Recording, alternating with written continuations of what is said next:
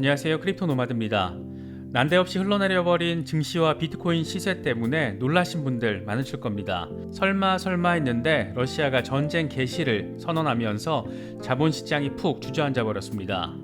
푸틴 러시아 대통령은 러시아는 돈바스 지역에서 특별 군사작전을 진행할 것이다, 이렇게 선언을 하면서 사실상 전쟁 개시를 공식화했습니다.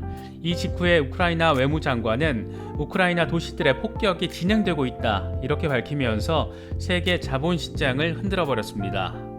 코스피는 물론 상하이 증시 등 글로벌 자본시장 전반이 직격탄을 받았고, 비트코인은 줄줄 흘러내리면서 35,000달러 아래로 내려가는 상황을 확인했습니다. 단기간에 이 정도 하락폭을 기록한 것은 올해 들어서 처음 있는 일입니다.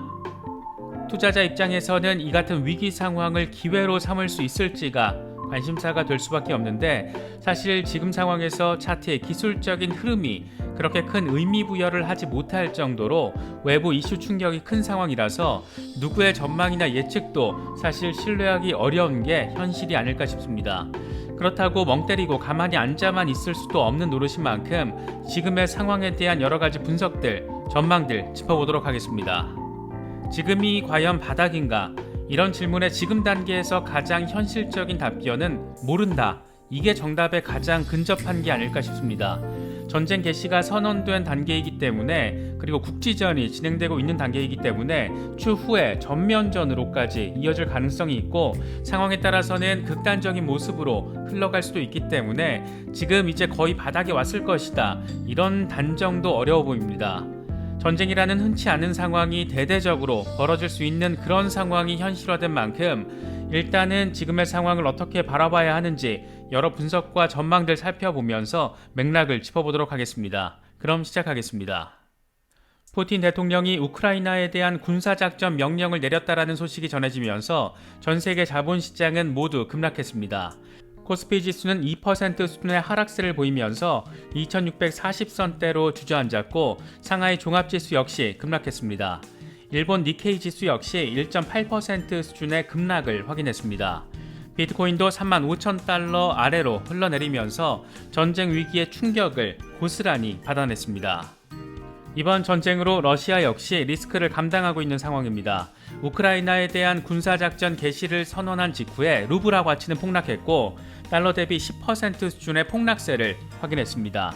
모스크바 증권거래소 역시 모든 시장의 거래를 중단한다라고 발표하면서 전쟁 상황을 고스란히 반영했습니다. 우크라이나 리스크로 인한 가장 큰 우려점 가운데 하나로 거론됐던 원유 가격은 7년 만에 처음으로 100달러를 넘어섰습니다. 런던 시장의 국제유가 지표인 북해산 브렌트유 선물 가격은 2014년 이후에 7년 5개월 만에 배럴당 100달러를 돌파했습니다.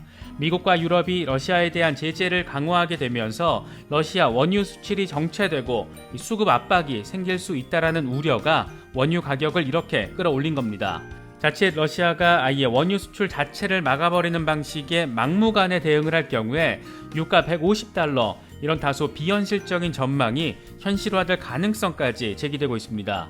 사실 지금보다 앞으로가 더 문제입니다. 실제로 공습이 본격화되고 서방과 러시아의 전면전 양상으로 번질 수도 있기 때문에 더 걱정을 키우고 있습니다. 아직 자본시장이 바닥을 터치한 것이 아니다, 이런 말이 나오는 근본적인 이유이고, 유가의 추가적인 폭등 가능성이 점쳐지는 배경이기도 합니다. 일단 상황 분위기 자체는 험악합니다. 푸틴 대통령은 러시아는 우크라이나 위협을 용인할 수 없다, 작전의 유일한 목표는 주민 보호다, 우크라이나 영토를 점령할 계획은 없다, 다만 외국이 간섭할 경우에 즉각 보복할 것이다, 이렇게 러시아 나름의 되도 않는 명분을 가져다 붙였고, 바이든 대통령은 푸틴 대통령의 군사작전 개시 선언 직후에 정당한 이유가 없는 공격이다, 전 세계가 러시아의 책임을 물을 것이다 라고 목소리를 높였습니다. 관건은 이 같은 긴장감 고조 상황이 어느 쪽으로 튈지 여부입니다. 지금 벌어지고 있는 상황은 강대강 국면을 야기하고 있기 때문에 글로벌 경제 자체가 큰 타격을 입을 가능성을 생각해 볼 수밖에 없는 그런 상황입니다. 특히 독일과 러시아의 천연가스 송유관인 노드스트림2에 대한 승인 절차가 보류된 만큼 유럽은 천연가스 재고 부족, 공급 부족에 따른 가격 상승을 경험하게 될 가능성이 상당히 높고, 추가적으로 밀과 옥수수, 알루미늄, 원유 가격 등 상품 선물 시장에서의 강세가 촉발될 수도 있습니다. 인플레이션이 악화될 만한 아주 다채로운 요인들이 러시아의 전쟁 선언 후폭풍으로 따라붙을 수 있는 그런 상황인 겁니다. 일각에서는 2014년 크림반도 병합 사태 당시에 세계 경제에 그렇게 큰 타격이 없었기 때문에 이번에도 극단적인 우려까지는 경험하지 않게 될 것이다. 이런 분석도 나오고 있는데, 사실 그때와 지금은 엄연히 현실 자체가 좀 다른 것이, 지금은 코로나 물류 공급 리스크로 인해서 곡물 재고 자체가 바닥을 경험하고 있는 상황이고, 원유 시장 역시 공급이 빠듯하게 이루어지면서 이미 가격 폭등을 경험하고 있습니다. 2014년 때와는 글로벌 경제 환경 자체가 다르기 때문에 단순 비교는 물론 어렵고, 오히려 인플레이션 장기화 가능성을 더 높이는 부분이라는 점이 좀 더 설득력 있게 들리는 것 같습니다. 특히 밀과 옥수수 등 곡물 가격이 급등할 경우에 우크라이나 수입 물량 비중이 큰 중동이나 동남아 국가의 식료품 가격 상승으로 이어질 수가 있고, 유럽의 동남아의 미국의 줄줄이 인플레이션 충격이 세계를 휩쓸면서 글로벌 경기 침체로 이어지는 아주 안 좋은 상황까지도 생각해 봐야 하는 상황이 지금의 현실이다, 이런 이야기들도 무게감 있게 나오고 있는 상황입니다. 이런 종합적인 상황을 고려해 보면 극적 외교적 타협이 나오면 땡큐지만, 그렇지 않을 경우에는 글로벌 경제 충격이 상당할 수도 있고 장기화할 수도 있다, 이런 가능성도 충분하다라고 볼 수 있을 것 같습니다. 전쟁 리스크가 현실화하면서 또 하나 주목해서 봐야 하는 부분이 바로 환율입니다. 먼저 원달러 환율의 경우에는 확실히 뚜렷하게 달러 강세가 확인되고 있습니다. 시장에서는 지금 당장은 전면전 가능성이 낮다라고 바라보는 시각으로 인해서 큰 급등세가 나오고 있지 않지만, 전쟁이 국지적 이상급으로 벌어질 경우에는 1,300원 이상으로 강세를 보일 가능성에 대한 분석 전망이 적극적으로 나오고 있습니다. 특히 러시아가 지금의 동부권에서 국지전 수준이 아니라 수도 안쪽으로 가서 전쟁을 적극적으로 벌일 경우에 여기에 미군과 나토가 파병을 해서 사실상 전면전 교전 강화 상황이 벌어지면 1,400원 이상으로까지 올라갈 수도 있다, 이런 전망도 나오고 있습니다. 통상 환율 지지선이 50원 단위로 형성되는 만큼 지금 단계에서 다음 저항선은 1250원 정도로 볼 수 있는 상황인데, 여기서 전쟁 상황이 더 악화될 경우에는 1250원에서 1300원까지 열어두는 것은 충분히 상정 가능한 시나리오라고 할 수 있습니다. 과거 상황을 짚어보면 외환 위기 당시 2,000원을 돌파했고, 이때 진짜 끔찍했던 기억이 납니다. 금융위기 당시에는 1,600원 수준, 유럽 재정위기 때는 1,300원대였습니다. 이번 코로나 사태 대확산 시기에는 1,280원까지 돌파하기도 했습니다.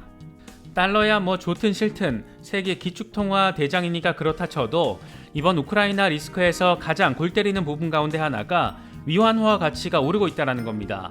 중국이 금리 인하 등 양적 완화 조치를 취하고 있고, 전쟁 리스크가 겹쳐있는 상황에서 위안화 환율이 의외로 오르면서 여러 가지 해석들이 제기되고 있습니다. 역외 위안화 환율은 23일 기준으로 달러당 6.3위안에 근접하면서 2018년 4월 이후의 최저치, 그러니까 최고 수준으로 가치가 상승한 것으로 확인이 됐습니다. 중국 언론들이야 당연히 위안화가 안전자산으로서 가치가 부각되고 있다는 점에 방점을 찍으면서 의미를 부여하고 있습니다. 안 그래도 디지털 위안화 발행 이후에 CBDC를 통해서 블록체인 시대 달러 패권 잡겠다, 이런 목적을 대놓고 밝히면서 칼을 갈고 있는데, 상황이 어찌됐든 위안화가 안전자산처럼 반응을 하고 있으니까 중국 공산당 바라보기에는 당연히 반가운 상황일 수밖에 없습니다. 미국의 긴축 정책 강화가 예고되어 있는 상황이고, 중국이 금리 인하를 하고 있는데 위안화 환율이 이래저래 쉽게 예상하지 못했던 부분을 내보이고 있습니다. 푸틴의 손가락 눌림에서 시작된 전쟁 리스크가 이렇게 세계 자본시장을 뒤흔들고 있고, 곡물 가격 인상으로 햄버거 가격이니 소고기 가격이니 죄다 오를 수도 있다라고 생각을 하면 이게 참 푸틴발 나비 효과가 체감된다라는 면에서 짜증을 참기 어려운 것도 사실인 것 같습니다. 글로벌 거시적 상황이 이렇게 먹같이 돌아가고 있는 상황에서 과연 코인 투자자로서는 어느 정도 선에서 대응을 해야 할까? 지금 상황에서 비트코인 투자자로서 가장 아쉬운 부분은 비트코인이 금과 같은 안전자산으로서의 역할보다 위험자산과 같은 모습을 더 강하게 내보이고 있다는 겁니다. 이런 전쟁 리스크에서 보기 좋게 리스크 해지를 해주는 모습을 보여줘야 디지털 골드라는 수식어에 맞는 퍼포먼스라고 평가를 받을 수 있는데, 아직 이런 역량까지는 보여주지 못한 채 기술주와 비슷한 흐름을 보이고 있는 겁니다. 이와 관련해서 오한다는 비트코인이 다시 4만 달러 아래로 떨어지면서 현재 지지대로 작용하고 있는 가격대는 36,250달러와 33,000달러라고 밝혔습니다. 이미 비트코인은 35,000달러가 무너졌기 때문에 지금으로서는 가격 지지 핵심 레벨은 3만 달러에 해당한다라고 할 수 있습니다. 그러니까 지금을 저점이라고 바라보는 것은 다소 근거가 빈약하다, 이렇게 바라볼 여지가 존재한다라고 할 수 있을 것 같습니다. 특히 25일 만기되는 비트코인 풋옵션 구매가 증가한 부분도 우려를 키우고 있는 부분입니다.